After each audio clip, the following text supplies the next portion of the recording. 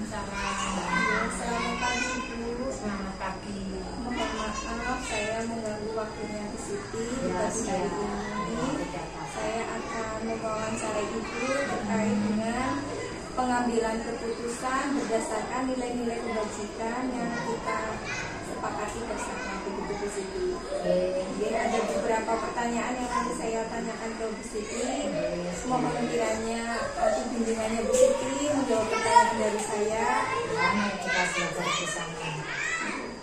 Yang pertama ya Bu Siti, selama ini bagaimana Anda dapat mengidentifikasi kasus-kasus yang merupakan dilema etika atau rujukan moral?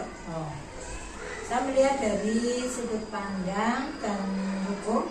Apabila kasus tersebut melanggar hukum, maka sudah tentu benar lawan salah. Namun jika masih bisa dikatakan benar lawan benar, masalah tersebut adalah dilema etika. Begitu. Terima kasih Bu Siti untuk pertanyaan yang pertama ya. Luar biasa sekali jawaban dari Bu Siti. Yang kedua, selama ini bagaimana Anda Bu Siti sebagai pemimpin dalam pembelajaran menjalankan pengambilan keputusan di sekolah, terutama untuk kasus-kasus di mana ada dua kepentingan yang sama-sama benar atau sama-sama mengandung nilai kebajikan? Selama ini saya melakukan identifikasi kasus dari berbagai sudut pandang, kemudian menimbang secara matang mana yang paling benar dan keputusan tersebut menguntungkan orang banyak, atau tidak ada yang dirugikan seperti itu. Kemudian apa langkah-langkah atau prosedur yang biasa Bu Siti lakukan dalam pengambilan keputusan ini Bu Siti? Kalau menurut saya itu langkah-langkahnya ya Mbak, menentukan permasalahan, menentukan siapa yang terlibat, terus menanyakan kepada orang-orang terdekatnya, terus berdiskusi dengan warga sekolah, membuat beberapa solusi, terus menimbang lagi dari berbagai sudut pandang sebelum memutuskan atau mengambil solusi tersebut. Begitu Mbak. Kemudian hal-hal apa saja yang selama ini Bu Siti anggap efektif dalam pengambilan keputusan pada kasus dilema etika Bu Siti? Ya, menurut saya itu melakukan analisis kasus, kemudian menentukan solusinya, menyesuaikan dengan peraturan dan norma yang berlaku, serta mengedepankan kepentingan umum. Solusi tersebut bermanfaat bagi banyak orang dan baik secara jangka panjang. Berarti Bu Siti tadi yang ini juga harus baik secara jangka panjang ya? Iya, harus baik secara jangka panjang, bukan hanya jangka pendek saja. Kemudian pertanyaan yang kelima ya Bu Siti. Iya. Hal-hal apa saja yang selama ini merupakan tantangan Bu Siti dalam pengambilan keputusan pada kasus-kasus dilema etika? Tantangannya yaitu dalam mengambil keputusan tersebut mencari yang terbaik, karena keduanya merupakan masalah yang sama-sama benar.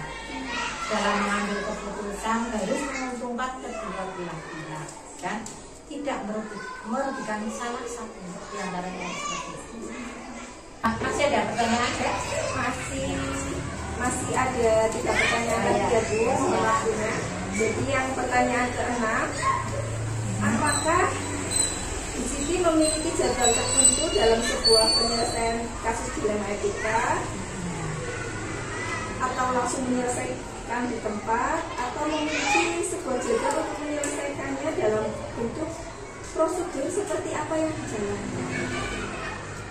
Untuk memutuskan atau menyelesaikan suatu dilema, kalau ringan ya banyak diselesaikan secara langsung. Kalau berat ya diselesaikan dengan langkah-langkah tertentu, nanti menunggu jadwal atau waktu yang tepat.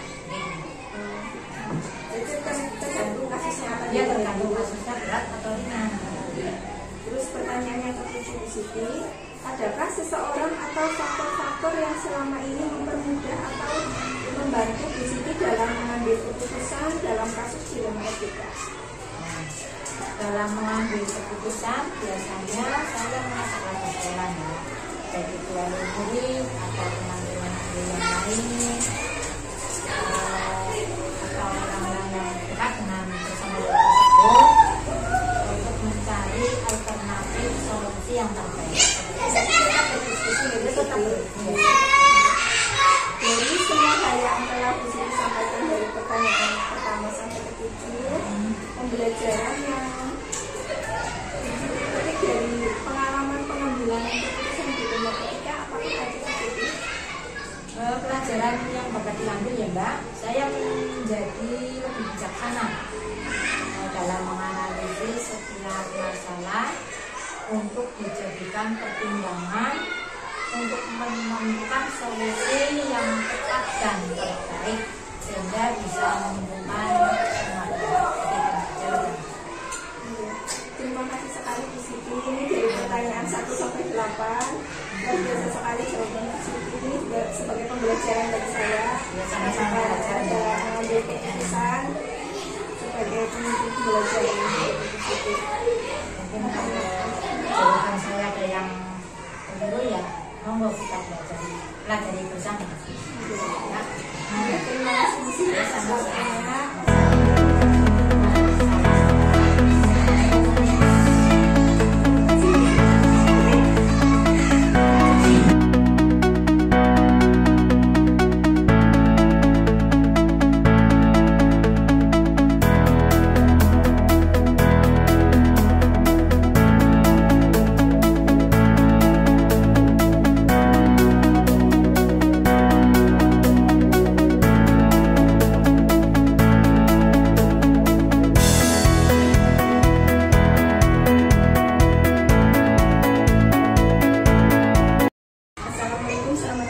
Selamat pagi Bu Nunung, gimana sehat? Alhamdulillah. HP-nya kapan ini? Tanggal 18. 8 besok? Iya Pak. Oke. Kita ke berapa? Keempat. Keempat. Oke. Cowok apa cewek rencananya? Aduh ini masih surprise Pak. Surprise.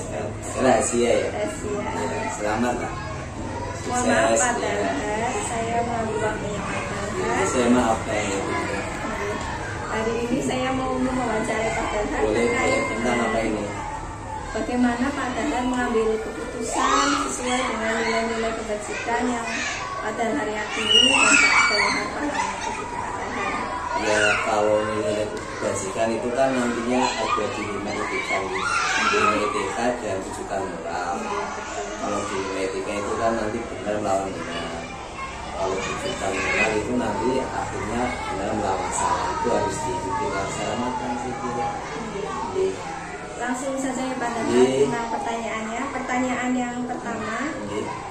selama ini bagaimana Pak Dalhar mengidentifikasi kasus-kasus yang merupakan dilema etika atau rujukan moral? Oh, oke. Yang ini berarti pertanyaan pertama tadi ya. Iya. Iya, rujukan moral itu antara dilema etika dan rujukan moral yang sudah saya sampaikan tadi.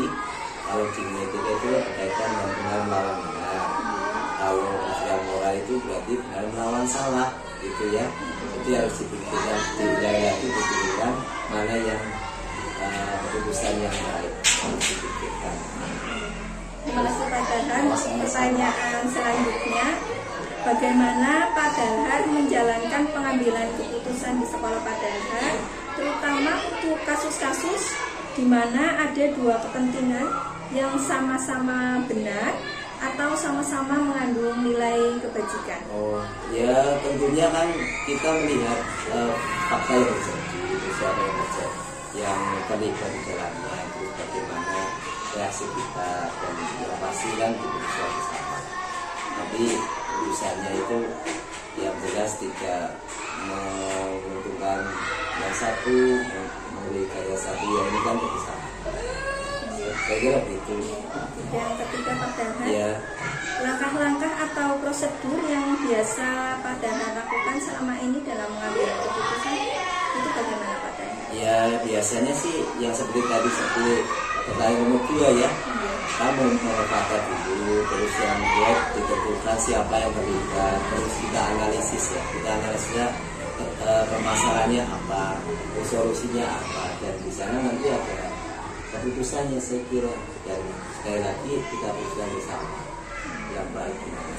Berarti dari langkah-langkah tadi mungkin ada hal-hal yang selama ini Pak Dalhar anggap efektif dalam pengambilan keputusan pada kasus-kasus dilema etika.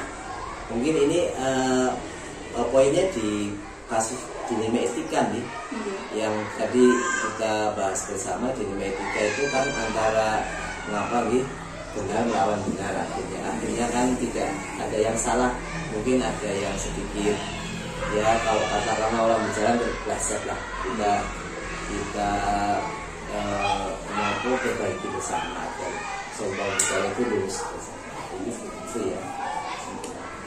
Terus untuk pertanyaan kelima, hal-hal apa saja yang merupakan tantangan dalam pengambilan keputusan pada kasus-kasus dilema etika, Pak Dalhar?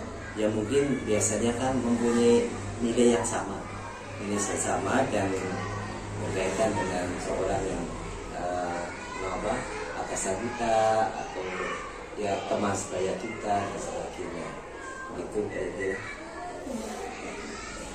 Kemudian, apakah ada jadwal tertentu dalam penyelesaian kasus dilema etika, atau Pak Dalhar langsung menyelesaikan di tempat, atau memiliki jadwal dalam menyelesaikannya?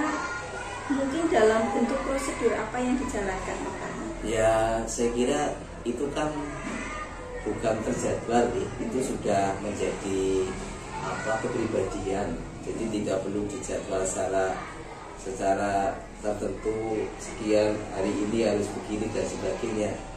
Soalnya nantinya kan menjadi kepribadian seorang, dan itu menjadi kepribadian lembaga. Ya. Jadi Pak Dalhar tidak menentukan jadwal khusus nih dalam penyelesaian. Tidak, ya hanya mungkin kalau kata tertib dan sebagainya kan sebagai landasan agar kepribadian ya lurus baik sesuai dengan melakukan prosedur dan sebagainya. Mungkin seperti itu apa ya? Jadi yang ini pertanyaan yang ketujuh, mungkin ada seseorang atau faktor-faktor yang selama ini mempermudah atau membantu Pak Dalhar dalam mengambil keputusan tentang kasus-kasus dilema etika? Ya, itu kan kalau keputusan biasanya berkaitan dengan penyelesaian. Penyelesaian ada masalah diselesaikan, dan kadang kita butuh orang yang lebih senior, lebih profesional dan sebagainya. Kalau berkaitan dengan profesional, segala itu kan kaitannya dengan pengalaman. Ya, bagaimana memutuskan itu lebih seimbang, tidak ada yang diuntungkan sekali, tidak ada yang dirugikan sekali, itu seperti itu ya. Terima kasih Pak Dalhar. Ini untuk pertanyaan yang terakhir dari saya. Dari semua hal yang telah Pak Dalhar sampaikan tentang bagaimana cara pengambilan keputusan dan langkah-langkah yang Pak Dalhar ambil, mungkin ada pembelajaran yang Pak Dalhar petik dari pengalaman Pak Dalhar dalam mengambil keputusan dilema etika. Ya mungkin begini, setiap keputusan itu kan pasti tidak memuaskan semuanya. Iya, pasti ada konsekuensinya. Konsekuensinya sebab kita bukan sebagai pemuas seseorang, nanti pasti kan kurang, dan itu sebuah risiko dari sebuah keputusan. Tapi bagaimanapun harus diputuskan agar permasalahan harus selesai. Tapi kalau juga semuanya terpuaskan ya tidak, saya kira beberapa persentasenya masih ada yang kurang puas gitu. Iya, yang jelas bukan mencari kepuasannya di sini, hanya mencari penyelesaian yang terbaik seperti itu. Ya, terima kasih Pak Dalhar. Berarti Pak Dalhar terima kasih sudah meluangkan waktunya sama-sama menjawab pertanyaan-pertanyaan dari saya. Maaf kurang dan lebihnya mohon maaf Pak Dalhar. Sama-sama. Oke, terima kasih. Terima kasih Pak Dalhar. Selamat jalan.